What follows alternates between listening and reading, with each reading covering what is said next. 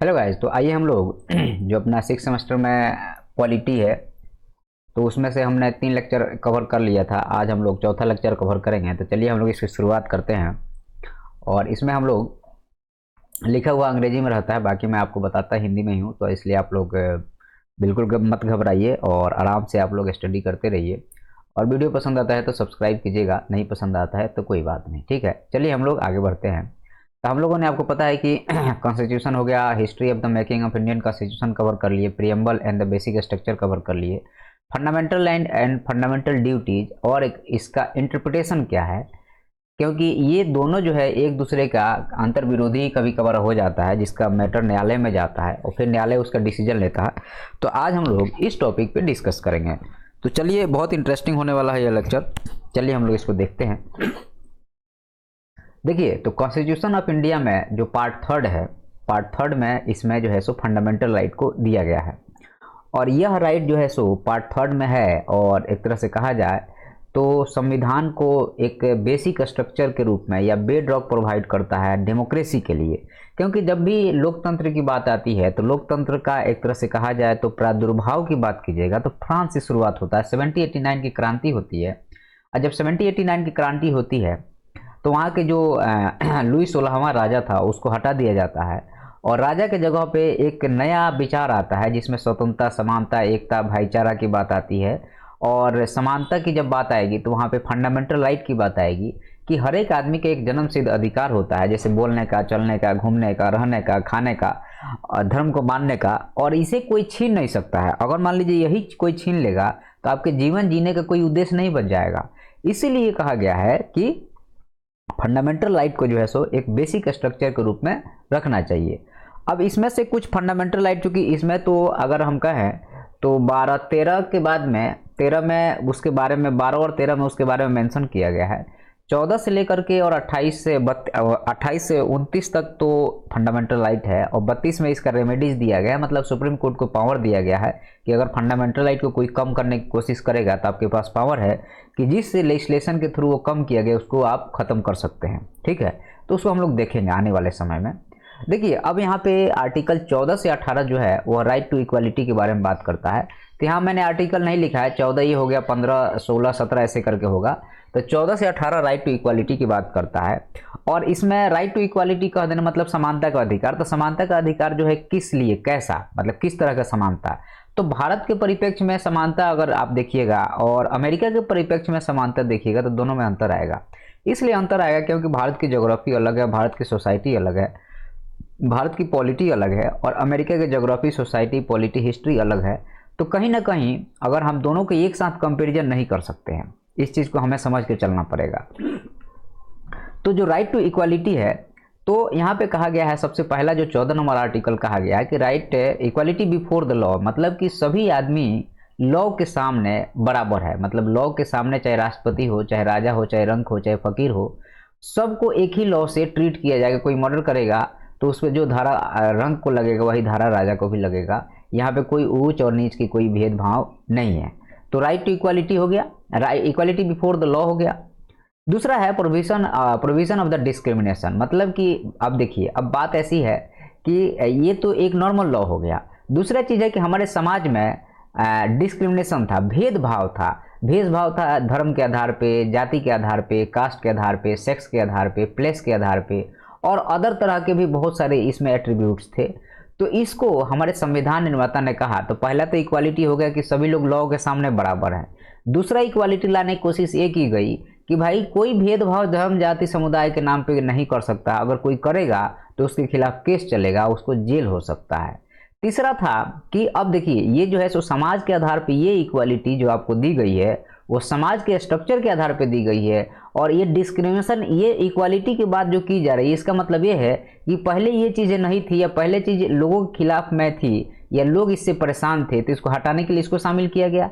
Untouchability मतलब होता है छुआछूत, मतलब पहले लोगों में छुआछूत की भावना थी, तब एक नया लॉ लेके आया गया, इसको खत्म कर दिया गया और कहा गया कि अगर आप करोगे ना तो आपको जेल में डाल दिया जाएगा। तो यह एक ऑफेंस की तरह, यह एक जो है सो अपराध की तरह इसको ट्रीट किया गया। और चौथा है इक्वालिटी ऑफ अपॉर्चुनिटी, मतलब समाज में पहले, मतलब इस संविधान के आने के पहले समाज में इक्वालिटी ऑफ अपॉर्चुनिटी मतलब काम करने का बराबर का अधिकार नहीं था, तो उसको भी लेके आया गया। जो जो चीज़ें यहाँ मेंशन की गई है समाज में समझिएगा कि पहले ये नहीं दी जाती थी, और जब इसको लाया गया उसके बाद सबको मिलने लगा और सब लोग एक प्लेटफॉर्म पे आए। तो जब सब लोग एक प्लेटफॉर्म पे आएंगे तो समानता आएगा ही आएगा। तो यहाँ पे कहा गया है कि इक्वालिटी ऑफ अपॉर्चुनिटी में जॉब का जो अधिकार है वो सबके लिए है, एम्प्लॉयमेंट का अधिकार, एजुकेशन का अधिकार, सोशल एक्टिविटीज का अधिकार सबके पास में है। अब यहाँ पे एक शर्त है, शर्त ये है कि जो SC ST और OBC वर्ग के लोग हैं, जो समाज के पिछड़े वर्ग के लोग हैं, आप इक्वालिटी ऑफ अपॉर्चुनिटी लेके आ रहे हो, ठीक है। दौर में एक कुपोषित बच्चा है जिसका वेट 10 kg है और एक 20 kg वाला बच्चा को दौड़ाओगे तो जाहिर सी बात है कुपोषण वाला पीछे के पीछे ही रह जाएगा।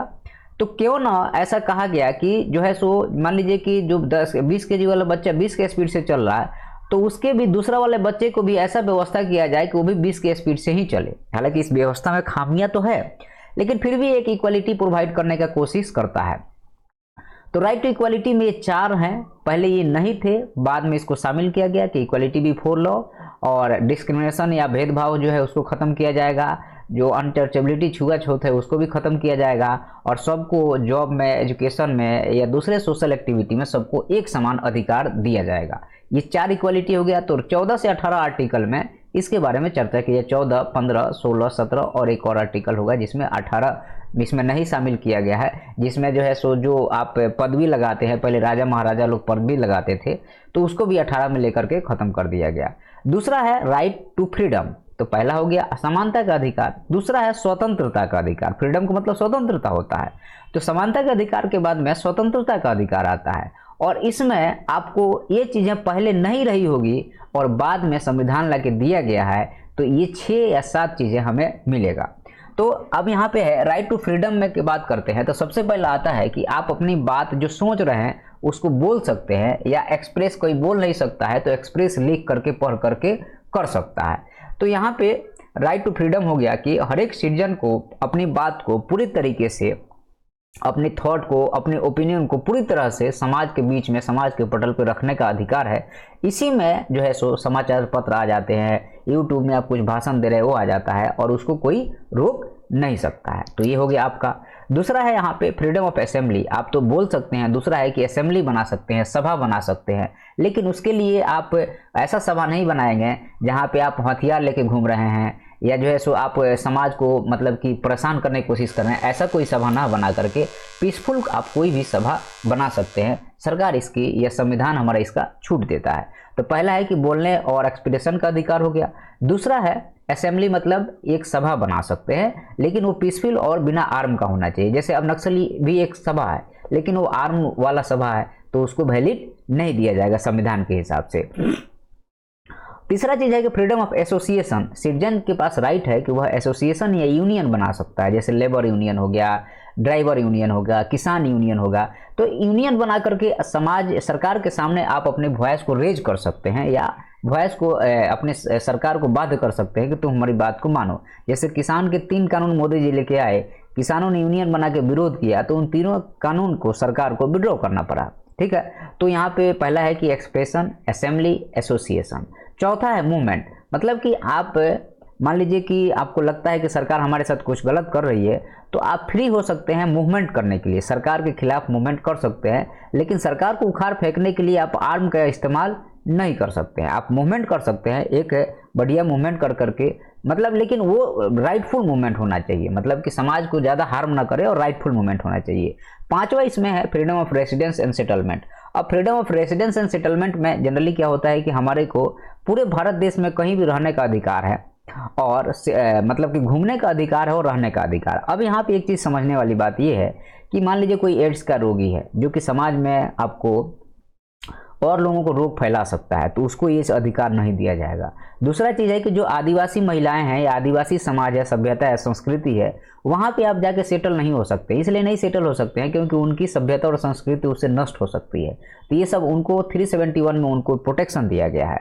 नेक्स्ट 6 नंबर में हम लोग देखें तो freedom of the profession, occupation, trade and the commerce, मतलब कि फ्रीडम है कि आप कोई प्रोफेशन में जा सकते हैं, कोई व्यापार कर सकते हैं, कोई मतलब कि कोई आप फैक्ट्री चालू कर सकते हैं, और इसके लिए आपको कोई रोकेगा नहीं। हाँ, लेकिन वो इन्वायरमेंट को मतलब नुकसान न पहुंचाए और आपके ज़्यादा संसाधन के यूज से समाज को तकलीफ नहीं होना चाहिए।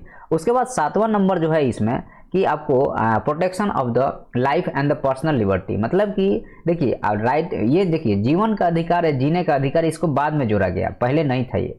तो मान लीजिए पानी किसी को नहीं मिल रहा है, या कोई का हवा मतलब बाधित हो गया है, या हवा गंदा है, दिल्ली का हवा गंदा होने के बाद में इसी आर्टिकल के तहत लोग कोर्ट, हाई कोर्ट या सुप्रीम कोर्ट में जाते हैं, भाई मुझे जीने का अधिकार है।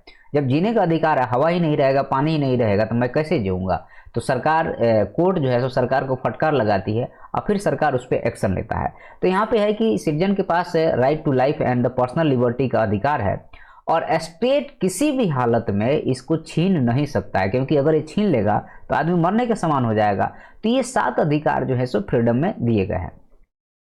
अब नेक्स्ट अधिकार है right against the exploitation. Exploitation का मतलब होता है कि शोषण करना। तो कोई महिला का शोषण कर रहा है, कोई बच्चा का शोषण कर रहा है, या फोर्स लेबर करा रहा है। तो पहले ये सब चीज़ें होती थी जब अंग्रेज थे, तो यहाँ पे रोका गया फोर्स लेबर को कि आप जबरदस्ती बंधुआ मजदूर बना करके किसी को काम नहीं करा सकते हैं, और आप एक करते पकड़े गए तो आपको जेल हो सकती है। Right to provision for of the force labour हो गया। उसके बाद में नेक्स्ट जो है आर्टिकल, उसमें कहा गया है कि provision of the child labour, बच्चों को मतलब 14 साल से कम के बच्चों को आप फैक्ट्री में काम कराएंगे तो आपको जो है सो लेबर कोर्ट में जाना पड़ेगा, आपको जवाब देना पड़ेगा।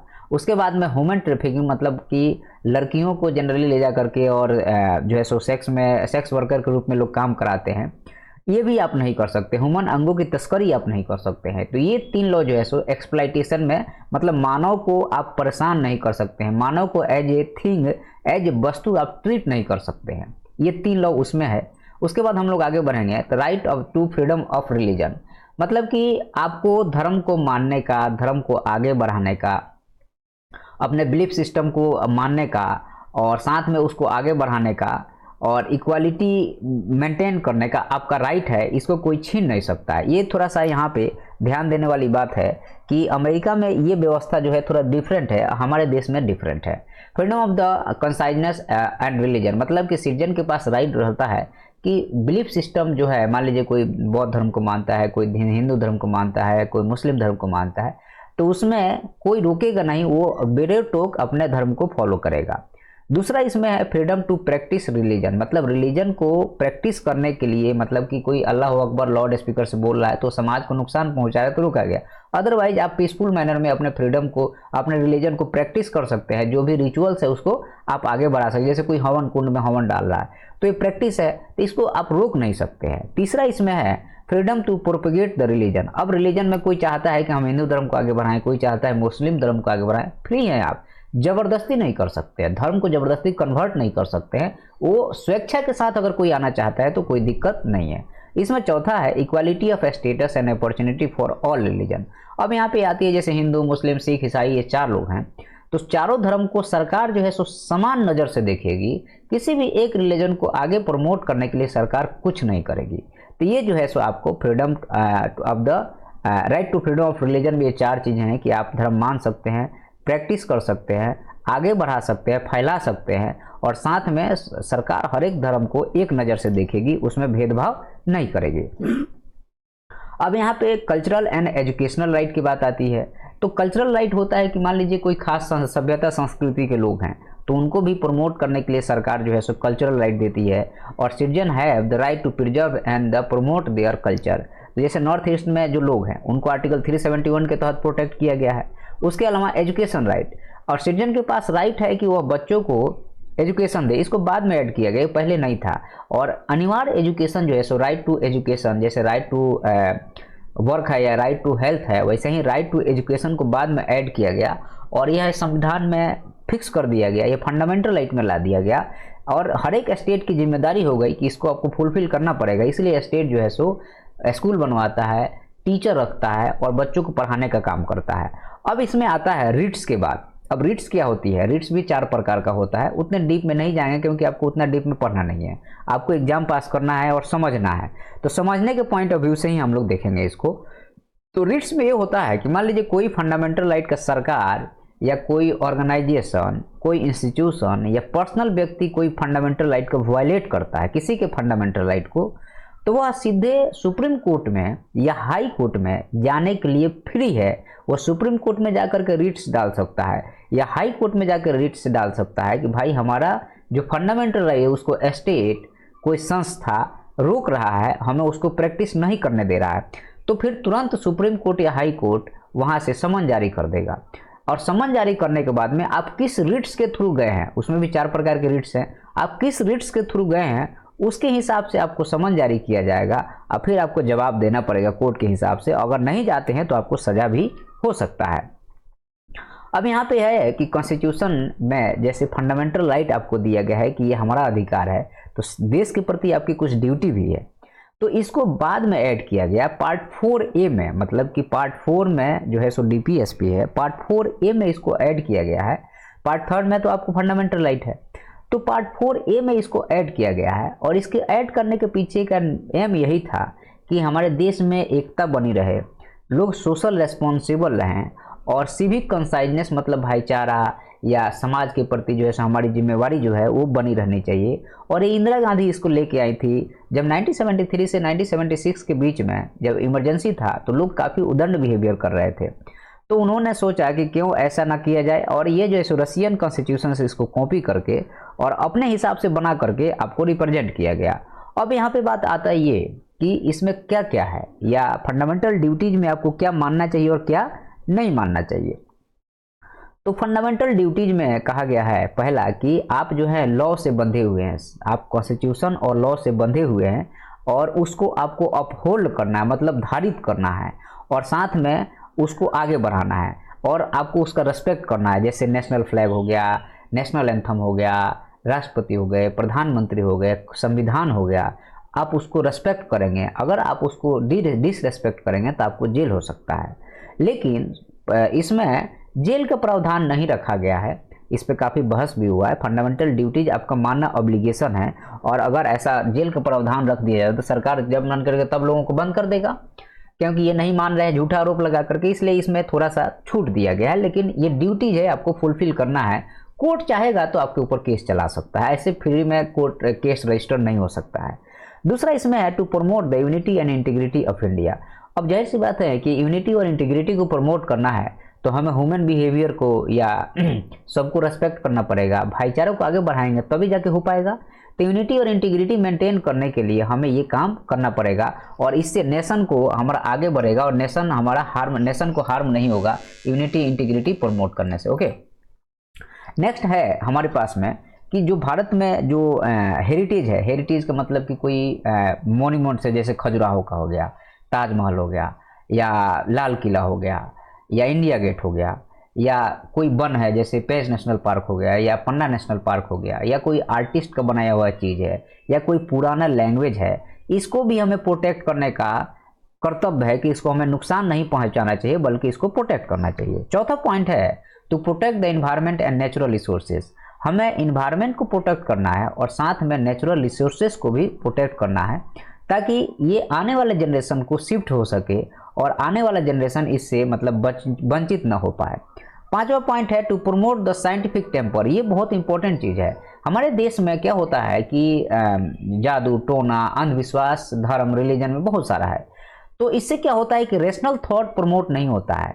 और रेशनल थॉट कहने का मतलब ये है कि आप तर्क पे बात करेंगे, कुतर्क पे बात नहीं करेंगे, साइंटिफिक आइडिया बेस्ड बात होगी। तो इसलिए इसमें कहा गया है कि कोई भी व्यक्ति है, समाज का नागरिक है, देश का नागरिक है, वह जो है सो रेशनल थॉट और साइंटिफिक टेम्पर को आगे बढ़ाएगा, अंधविश्वास को आगे नहीं बढ़ाएगा।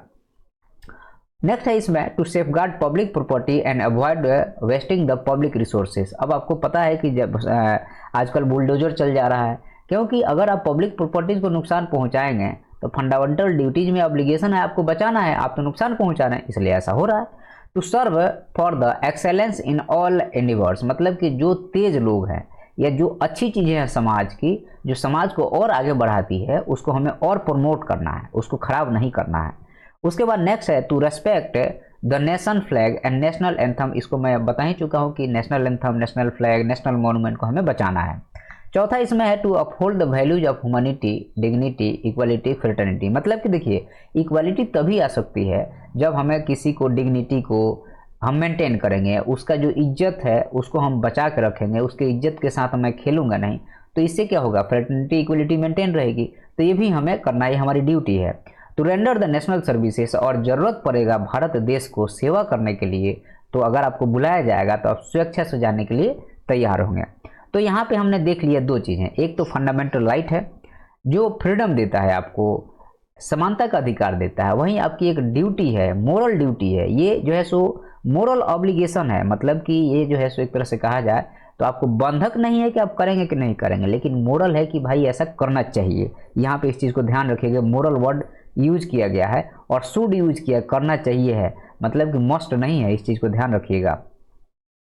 अब यहाँ पे बात आती है दोनों का इंटरप्रिटेशन करना है, मतलब फंडामेंटल राइट का और फंडामेंटल ड्यूटी का इंटरप्रिटेशन करना है। इसलिए इंटरप्रिटेशन करना है, कई बार ऐसा होता है कि फंडामेंटल ड्यूटीज, मान लीजिए हमें फ्रीडम है कि हम देश की, हमें फ्रीडम है कि हम कहीं नहीं जा सकते हैं, तो सरकार आपको बुलाई है कि देश सेवा करने के लिए, तो यहाँ पे मोरल ड्यूटी बनता है आपको जाना है, और फंडामेंटल राइट में फ्रीडम है कि मुझे नहीं जाना है, तो दोनों में क्लैश आ गया। तो इस क्लैश को रोकने के लिए कोर्ट काम करता है। तो interpretation of the fundamental right and fundamental duties को कॉन्स्टिट्यूशन में मेंशन किया गया है, और यह एक डॉक्यूमेंट है जो कि एक तरह से डेमोक्रेटिक वैल्यू गारंटीज करता है। फंडामेंटल राइट मतलब यह डॉक्यूमेंट में इंटरप्रिटेशन में जब किया जाता है तो फंडामेंटल राइट और फंडामेंटल ड्यूटीज में से फंडामेंटल राइट को ज़्यादा वैल्यू दिया जाता है as comparison to fundamental duties, क्योंकि फंडामेंटल ड्यूटीज क्या है, इम्पोजिंग है, और फंडामेंटल राइट क्या है, नेचुरल है। तो इम्पोजिंग मतलब सरकार इम्पोज कर रही है, लेकिन राइट जो है वो एक तरह से नेचुरल है, वो ज़्यादा वैल्यूएबल है। तो कोर्ट जब भी निर्णय लेता है तो फंडामेंटल राइट के पक्ष में ज़्यादा झुकाव रहता है कोर्ट का, फंडामेंटल ड्यूटी के पक्ष में थोड़ा कम झुकाव रहता है। Interpretation of this right and duties एक क्रूशियल रोल प्ले करता है national legal and the social landscape में, कि इससे क्या होता है कि समाज में एक हार्मोनी बना रहता है। अब यहाँ पे बात आती है कि फंडामेंटल राइट और फंडामेंटल ड्यूटीज को अगर हम लोग देखते हैं तो इसको क्या करता है कोर्ट, खास करके जब भी ये सब मैटर आता है तो कोर्ट में ही जाएगा। तो फंडामेंटल राइट और फंडामेंटल ड्यूटीज में कोर्ट जो है सो फंडामेंटल राइट को ज़्यादा वैल्यू देता है, और फंडामेंटल ड्यूटीज को बोलता है कि यह पब्लिक ऑर्डर, मोरालिटी, हेल्थ और सिक्योरिटी से रिलेटेड चीज़ें हैं। अगर ऐसा कुछ आता है जिसमें देश को लेकर नुकसान हो सकता है तो फंडामेंटल राइट को डाउन करके कोर्ट जो है सो फंडामेंटल ड्यूटीज को आगे बढ़ाता है। जैसे इमरजेंसी के समय में देश ही नहीं रहेगा तो फंडामेंटल राइट कैसे आएगा, नहीं आएगा ना। तो इसलिए देश को बचाने वाली जहां बात आ जाती है, नेशनल सिक्योरिटी से रिलेटेड जहां बात है, तो वहाँ फंडामेंटल राइट को डाउन किया जाता है। जैसे मान लीजिए कि कोई देश के खिलाफ में काम कर रहा है तो उसका अधिकार है, फंडामेंटल राइट उसका खत्म छीन लेगा कोर्ट, और उनको जो है सो कोर्ट मार्शल करना पड़ेगा, उनको जो है सो कष्ट यातना सहना पड़ेगा, कोर्ट की जो ऑर्डर हो उसको फुलफिल करना पड़ेगा, वहाँ फंडामेंटल राइट काम नहीं करेगा। तो यहाँ कोर्ट डिसाइड करता है कि फंडामेंटल राइट कब काम करेगा, फंडामेंटल राइट कब काम नहीं करेगा। दूसरा चीज़ इसमें है जुडिशियल रिव्यू। तो जुडिशियल रिव्यू का मतलब क्या होता है, किसी पर सुप्रीम कोर्ट या हाई कोर्ट के पास पावर होता है कि अपने जजमेंट या गवर्नमेंट के जजमेंट को रिव्यू करने का, कि उसमें फंडामेंटल राइट अगर वायलेट हुआ है, तो मान लीजिए कोई ऐसा ऑर्डर निकला जिसमें फंडामेंटल राइट का वायलेशन हो रहा है, तो वायलेशन हो रहा है तो उससे डेमोक्रेसी का भी वायलेशन हो जाएगा या लोकतंत्र का वायलेशन हो जाएगा। उस केस में वह व्यक्ति सुप्रीम कोर्ट या हाई कोर्ट में रिट्स डाल देता है, और उस लॉ का जुडिशियल रिव्यू होता है, और फिर देखा जाता है कि जो लॉ सरकार ने बनाया है क्या वो सही है, फंडामेंटल राइट के हिसाब से है या नहीं है। अगर फंडामेंटल राइट के हिसाब से नहीं है तो उसको नल एंड वॉइड करार दिया जाता है सुप्रीम कोर्ट या हाई कोर्ट के द्वारा। अब यहाँ पे बैलेंसिंग किया जाता है, फंडामेंटल राइट को और फंडामेंटल ड्यूटीज़ को बैलेंस करके चला जाता है, इससे नेशनल इंटरेस्ट बना रहे और लोगों का भी मतलब ज़्यादा नुकसान नहीं हो। तो कोर्ट जब भी जजमेंट देता है तो इनको बैलेंस करके चलता है। इवॉल्विंग इंटरप्रिटेशन, अब समाज में जैसे जैसे हमारा संविधान जो है ऑर्गेनिक नेचर का है, जैसे ज़रूरत होती है उसमें बदलाव होते रहते हैं, और बदलाव का अलग अलग तरीका है जिसको मैंने पहले लेक्चर में आपसे चर्चा किया है। तो अब इवॉल्विंग इंटरप्रिटेशन क्या होता है कि समाज में जैसे राइट टू प्राइवेसी है या कुछ नया चीज़ आ रहा है, राइट टू प्राइवेसी नया चीज़ है, आर्टिफिशियल इंटेलिजेंस नया चीज़ आ रहा है, जुडिशियल फिलोसफी नया चीज़ आ रहा है, तो कोर्ट जो है बिना मतलब कि लेजिस्लेटिव प्रोसेस या सुप्रीम जैसे मान लीजिए कि सांसद में गए हुए भी कोर्ट उसको मानना होता है तो मान लेता है और एक लॉ बन जाता है, क्योंकि सारा जजमेंट तो कोर्ट ही करेगा, कोई आप और हम तो करेंगे नहीं। राइट सही या गलत का जजमेंट तो कोर्ट को करना है, और कोर्ट मान लेता है एक बार, मान लीजिए सुप्रीम कोर्ट ने मान लिया तो फिर हाई कोर्ट और लोअर कोर्ट उस टाइप के केस जाते हैं तो वो मान लेता है, और इस तरह से जो है सो एक इवॉल्विंग कॉन्स्टिट्यूशन का निर्माण होता है। अब यहाँ पे फंडामेंटल ड्यूटीज को हम लोगों ने पार्ट 4A में रखा है, ठीक है। तो ऐसे ही इसकी थोड़ी वैल्यू कम हो जाती है, और यह जो है सो राइट का कम्प्लीमेंट्री है कि मतलब आप राइट ले रहे हैं या कोई चीज़ का फ़ायदा ले रहे हैं तो उसका जो है सो अगर नुकसान होता है तो सबको होगा, या यूँ कहें कि आपकी ड्यूटी भी बनती है कि आपको इसको करना चाहिए। उसके बाद में एजुकेशनल रोल की जो बात आती है, इससे क्या होता है कि समाज में जो ड्यूटीज़ है, सरकार के पास भी एक अस्त्र रहता है कि वह ऑब्लिगेशन वाइज ही लिख सकता है कि भाई आपको ये काम करना चाहिए, और इससे सिटीजन को एक इथिकल गाइडेंस मिलता है कि भाई ये काम करना चाहिए हमें और ये काम नहीं करना चाहिए।